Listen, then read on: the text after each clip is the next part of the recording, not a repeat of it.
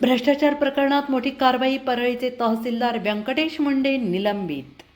परळी वैजनाथ येथील तहसीलदार व्यंकटेश मुंडे यांच्यावर भ्रष्टाचार प्रकरणात मोठी प्रशासकीय कारवाई करण्यात आली असून त्यांना निलंबित करण्यात आलेलं आहे. छत्रपती संभाजीनगर येथील विभागीय आयुक्त कार्यालयाने या संदर्भात अधिकृत आदेश काढलेले आहेत.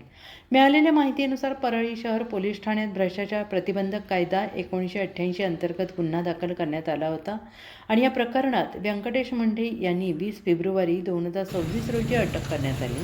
त्यानंतर त्यांना न्यायालयात हजर केलं असता न्यायालयाने 14 दिवसांची न्यायालयीन कोठडी सुनावली होती. शासकीय नियमानुसार एखादा शासकीय अधिकारी 48 तासांपेक्षा जास्त काळ न्यायालयीन अभिरक्षेत राहिल्यास त्याला निलंबित करण्याची तरतूद आहे.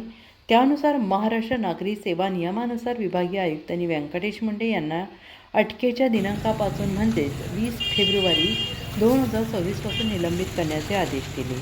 निलंबन कालावधीत मुंडे यांचे मुख्यालय जिल्हाधिकारी कार्यालय जालना येथे ठेवण्यात आले असून जिल्हाधिकाऱ्यांच्या पूर्वपरवानगीशिवाय त्यांना मुख्यालय सोडता येणार नाही असंही आदेशात नमूद करण्यात आलेलं आहे. तसेच निलंबन काळात कोणतीही खाजगी नोकरी किंवा व्यवसाय स्वीकारू नये, अन्यथा शिस्तभंगाची कारवाई होईल असा इशारा देण्यात आला आहे.